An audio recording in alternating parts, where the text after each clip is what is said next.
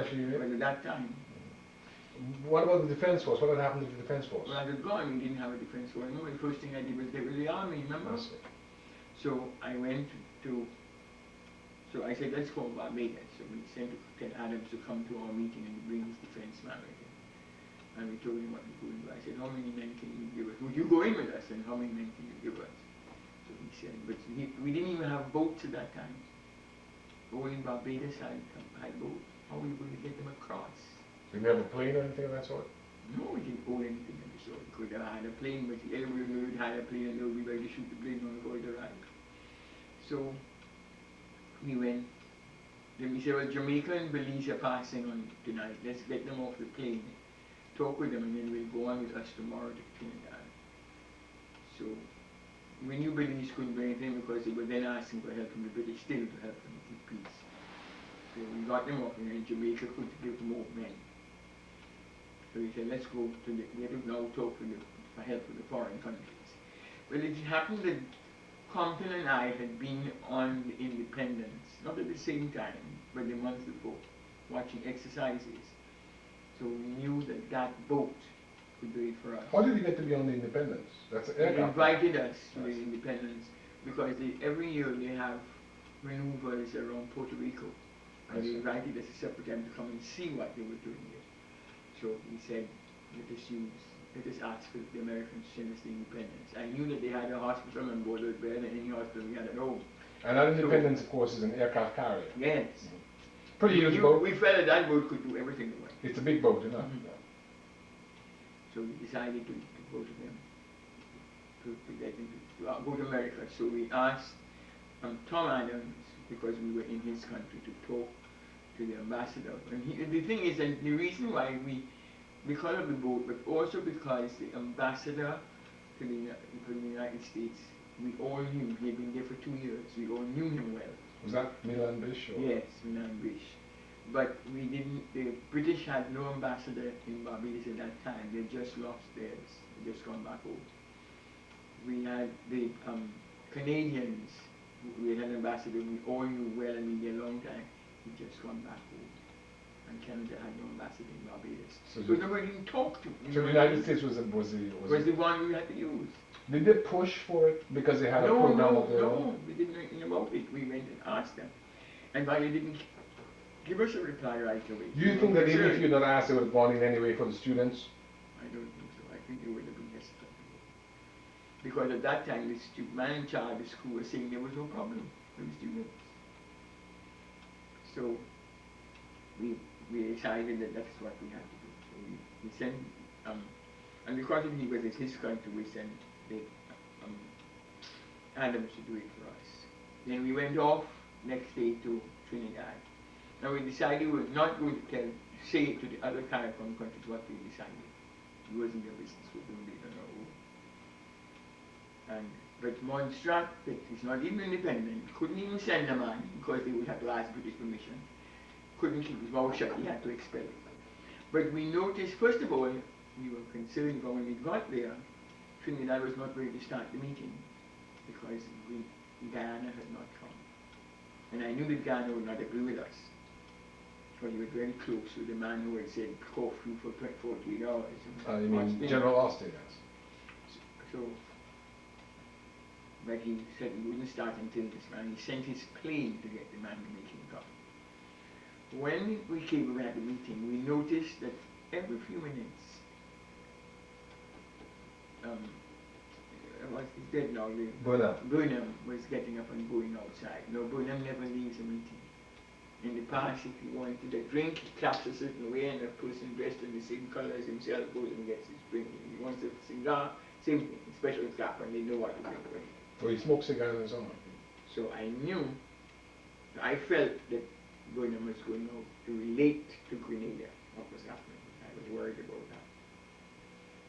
And then we went to, but what I don't think people know is that what really frightened us is that some Grenadians who live up here, they live outside of Grenada anyway, came and asked for a meeting with Seaga. And Seaga sent them to me because he was busy talking to Burnham and the man from Trinidad. Was that George Chambers in those yes, days? George Chambers. So he said to me, man, we want to know if you all are going to go in. These are Grenadians in Trinidad? Grenadians, no. I think they were living outside. I think some of them must have come from the States. I can't remember exactly now. But Siaga sent them to me and told him he had to talk to me. And they said, we want to know if you all are going in. I said, have you got support for us to go in? You know we haven't got the necessity. I wasn't letting them know what we were thinking. They will decide we're not going in. We, Grenadians, outside of Grenada, will go in. We have the money to buy the arms, and we'll go in. Now that frightened me badly, because they would have been a civil war. Because some of those Grenadians would be killing their own brothers and sisters in. So I was worried. So I called us and said, we've got to do something. We can't let those people. I said, well, don't do anything until you get. Were those people who might have been in the U.S. Army or things like that? They were people who are trained. I didn't know. I didn't even ask. They were not dressed in uniform. So I called us and told them, I said, we can't let this happen. It would really finish Grenada if you had brothers coming and fighting with brothers over there. So I told the men anyway in reply that they must wait for 24 hours and get back in touch with us. And the Barbados insurance number and call me before they do anything. So I was terrified that that would happen. That was what frightened me most in fact. So we flew back to Barbados. So did you make a decision in Trinidad to go in? No, we had already made our decision OECS. We didn't put it to Trinidad. First of all, Chambers said that if he had to go in, he had to call Parliament to decide it. And I said, by that time the whole bomb will have blown up. And then Bahamas said that of course it couldn't do it without permission of the Parliament and so on and so on and so forth. And I said, well, forget it. In fact, those people who we hadn't talked to couldn't do anything about it. So we forgot about it. What about Jamaica and Barbados? They were on board? Oh yes, fully on board. Without them we couldn't have done it. So we flew back, and of course the press was following us everywhere they went and said, are you all going to go in? The Englishman, I can't remember his name now, I said, listen, you see, we have anything to go in with? Is that you, Shaughnessy of the Observer? Yes. I said, your country gave me anything to go in with now? When they left me independent, they didn't give me a little pistol to put water in the farmer. So how can we go in? I wouldn't let them think that we were going in. So anyway, we got back and we went, Siaga, thing and I, Barbados man, I said, we went to see Bish, and Bish had not had a reply from the White House, whether they would accept to give us help. So we were very concerned about this, and this is a Saturday.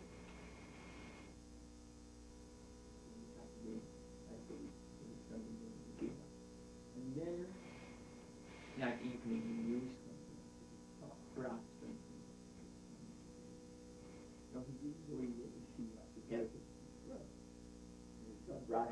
I had kept him in the airport. The army people in Barbados wouldn't agree with me.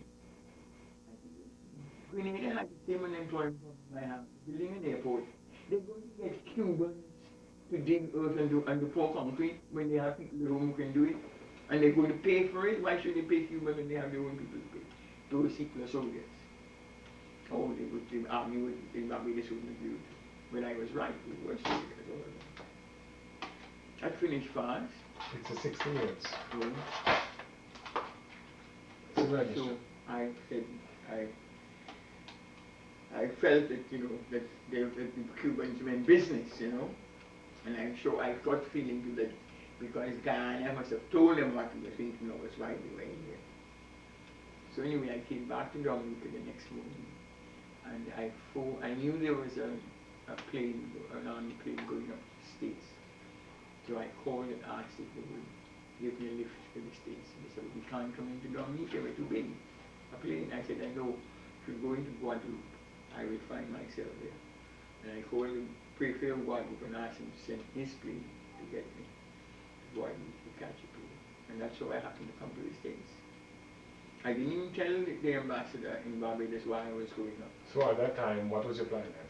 To go and ask the American government, they go make a demand quickly because we can't slow down because I've been scared of this thing out there. And also, the Beirut happened that Sunday morning.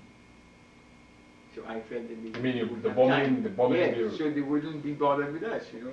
So I wanted to go and talk to somebody. I didn't expect to meet the president. I was going to talk to the department I knew, you know. And that's why I happened to be again on television again. So when you got to meet the president, what did you tell him?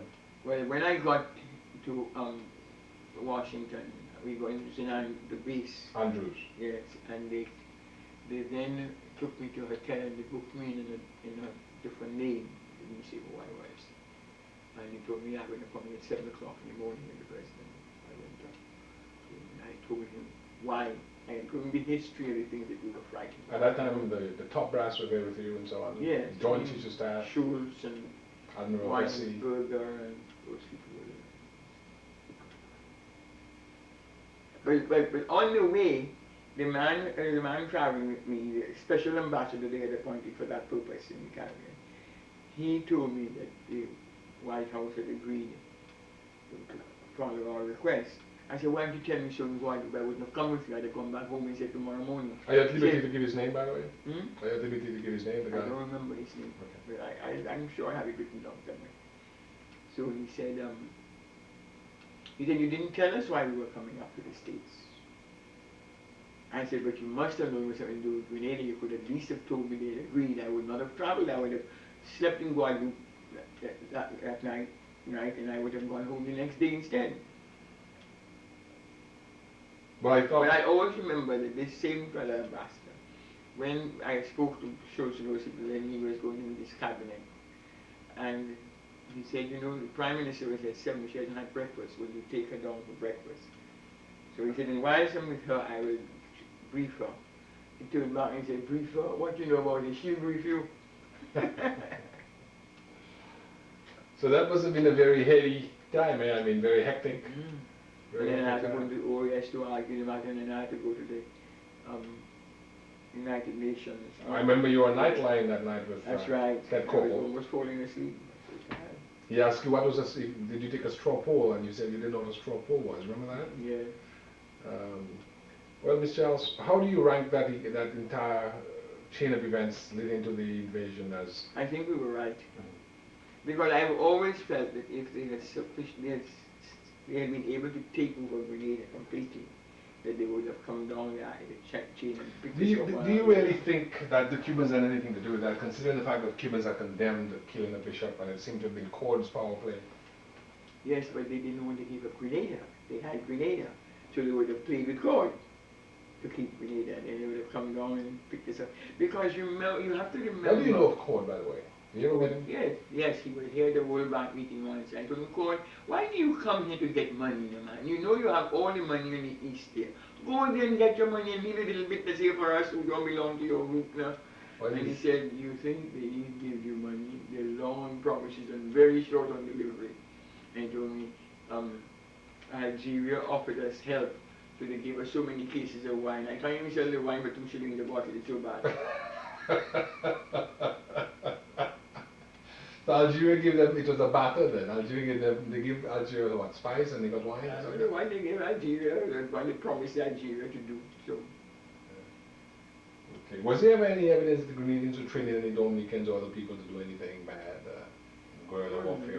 What you must remember is that when I was at school in London, I knew, and that's one thing that was always in my mind, that it wasn't the Cubans, it was the Russians were looking for little cliques of people from every Commonwealth country. And that is how this thing began in Dominica. Did they ever approach you? Thing. Yes. Yes. And in every residence where there were those students, they had a person. The one in our house was an Indian girl, very good at mathematics. And there was no reason why she should still be studying, she should be back home working by then. And there were some creeks who lived in the old house, and there were some creeks in the steps. We used to learn which of these steps creak, so we'd skip it so she wouldn't hear us and come out and bow at us and come and take us to talk to us. What would she talk to you all about? Oh, about the communist world and how much better it is. And what was that great singer again who had gone to Paul Robeson. Robeson came to London for a concert, and she was prepared to give us tickets for nothing for us to go to it. And we said, no, we're having a meeting with Paul Ropes, and there's Caribbean people who invited him to come and talk to us. Oh, did he come? Mm-hmm. Yes. But, He was a good singer, wasn't he? In your days back home, flipping back a little bit, when you were growing up, people talked about communism and so on. Was that? not when you're growing up. There wasn't any Dominican who was called communist. Or No. You didn't know about communism. Yeah, so that only came It up. wasn't. It must have been existing in Russia at the time, but Yes. it hadn't reached us in any way. Yeah, when your father went there, it must have been. When he went to it was a communist country, he went there knowing that. Yeah. But I guess in Dominica, I guess there weren't that many university graduates at that time.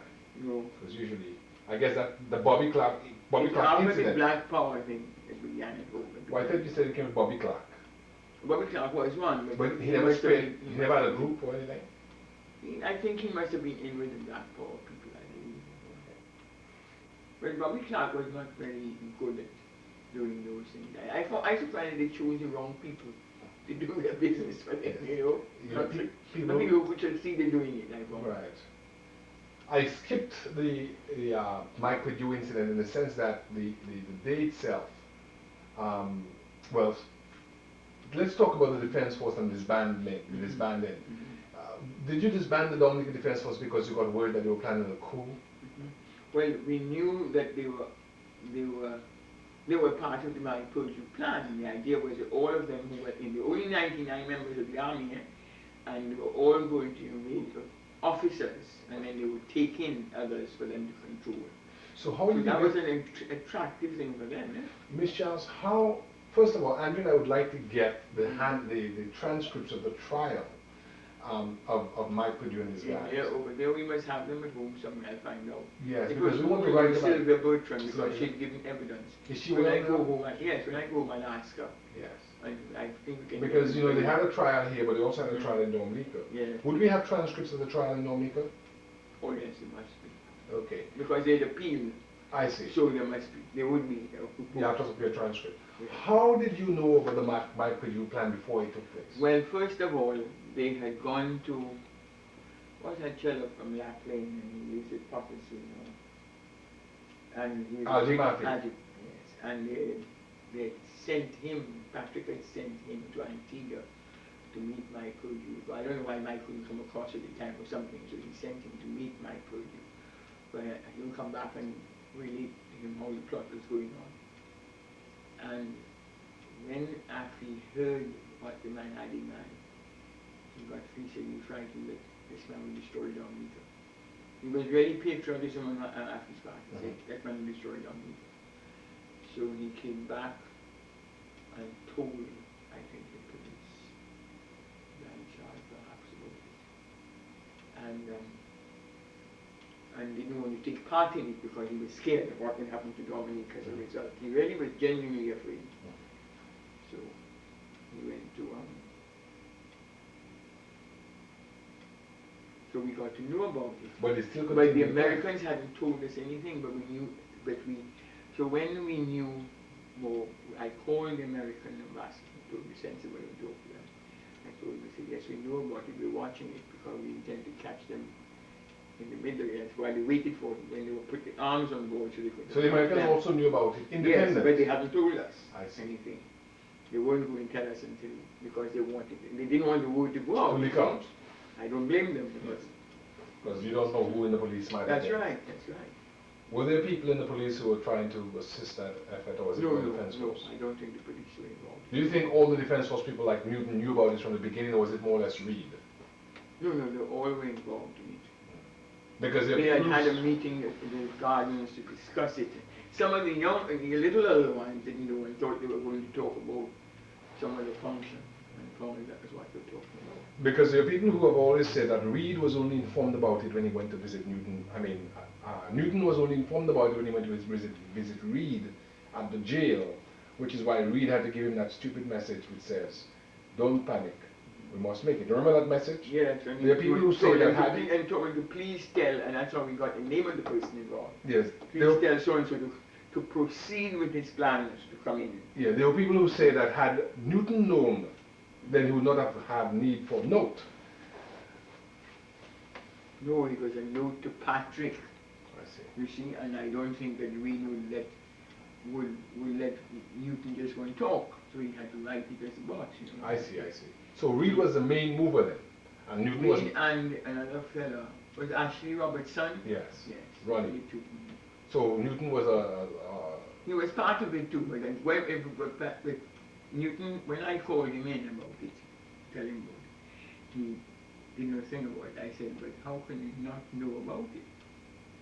I think that you're involved in it yourself. He says, no, I'm not. I said, well, all right, we're going to lock you up. And if you're not involved, you'll get more information for us and pass it back out to us. He never passed on any information to us. I think he was involved in the beginning. Okay, so You see, why was he? They were going to be given, they all going to be generals with big pay, and they're going to have a lot of little lackeys under them. It was too much for them. Their head couldn't take it. Did Newton? Why was Newton released then? Well, no, he wasn't found. I found the court didn't find him guilty, I suppose. Okay, along with Howell Piper and so on. What caused, do you think, the second attack from the government in December? Was it December? Yeah, when they attacked this police station, they 18? didn't have guns, and they wanted to take the guns.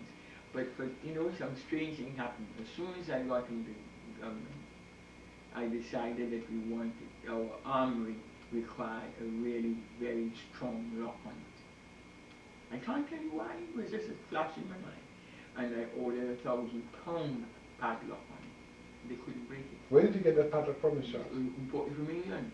£1,000? Yes. And So you would need to take a bulldozer to open that They thing. couldn't break it. So that was but why we how couldn't did get to the how did you yard. know? How did you know that the place needed a padlock? I don't know. It was just a thought that came to mind. Had you visited there and seen? No, I never seen the army. No, I haven't seen the army. You know? Oh. Well, I just a flash in my mind told me that, and when it happens, I go ahead and do it. Okay. And that time I was getting assistance from England in money. I'd seen £5 million from independence, and I asked So you them bought to give me 1,000? that. That was one.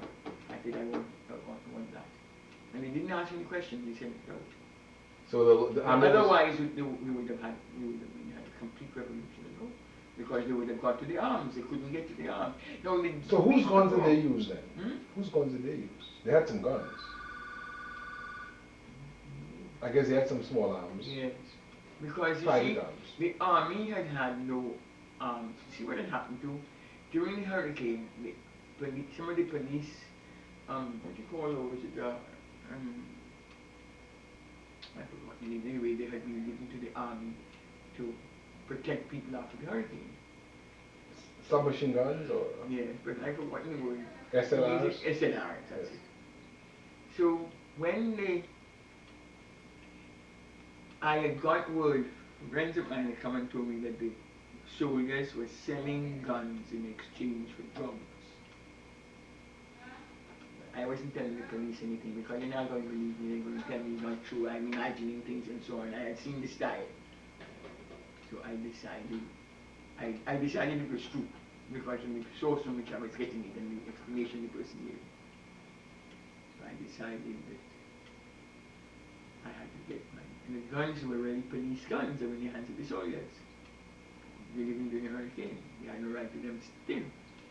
So I called. Was that the same gang, Focuser? Was that part of that group too? No. Focuser didn't have anything to do with that? No. Was that the guy from Bells, or what's his name? No. This was only Army. only army people. So No, I'm saying the only dreads. people they give me two. Yes. I don't know. Yes, because they say there's a People guy from Port called. Michelle came and told me about it. And people at Port Michelle would come and talk to me because I'm from Port Michelle, so I didn't say a word to anybody. I just kept it to myself. And then I called Newton. And I told him, I made him come down to me. That was the 8th of November. And I told him, I want a list before 4 o'clock this afternoon of all your arms, and I want the serial numbers written beside that information. And that's 8th of November of 80, Yes. because the coup was the following year. 80, yes. I haven't told him anything. I haven't told anybody else anything. But he came down before 4 o'clock with that list. So I think his idea was to show that he's not a god. But Mr. Charles, for someone who was never in the army, Was it that security consciousness that you had and military No, it was consciousness? just Where did you pick it up? instinct. It Where was did you? instinct. It was good advice Where from did above. did you own guns yourself? No, never took Did your father? no. JB never had any guns. No. So where did you know about serial numbers and all But these I things? know that everything you owed had a serial number. So That's he came down with the list, and there were 3 of them without serial numbers. I told him, these are not complete, no serial numbers. Then yes, you know, they're missing. I said, what do you mean they're missing? I can't find them up there. I said, didn't you use them on the 3rd of November? You know, they have the firing of guns and so on. And he said, yes. I said, well, who had them? Who received them back? Who signed them back in? I mean, when you give a game, somebody signs out right and somebody signs back right. You know? Yes, but they can't find any information. I said, but your guns are not safe in your hands. So he said, doesn't seem so. I said, well, you know, they don't belong to you. They belong to the police, don't they? So I said, well, wait a minute. I called the chief of police. I told him, I want you to come here. Yes, come here and meet with what do we name Newton, because you're going to go up with him and bring a truck with you to collect all your SLRs which have been in their hands since the hurricane and should be back in your armor. And I said, so you mean that the defense force had never been purchased, guns had never been purchased independently for them? They were still loaning them. They weren't doing any army work. They were just enjoying life. They were playing football on the government house at lawn. That's what they were doing. So they were more or less a mob then, you would say. They were, and you know how they were chosen. Patrick John went to a village, slept with a woman, and next day her son or her brother were made soldiers. Some of them who were illiterate, couldn't read or write. It was a terrible situation they were in there, you know, I'm telling you. Well, that's truly amazing. And so I refused to I told them, if you're giving me security, I don't want soldiers to secure me. Long ago, at the very beginning, I told them. So the people at Waterhouse who guarded you were police. Now tell us about the actual night itself. Was it December 18th of 1981? So that was when they attacked the police station. Yes. Tell us what you heard at that time. By this time, of course, the guns had been taken out. Heavy lock on the door. At 3 o'clock in the morning, 2 o'clock in the morning, I get a call from Mr. Winsky. So he says, Prime Minister, I don't know what is happening. That's the Polish expatriate surveyor, yes. Karol Winsky. And you know where he lives near the...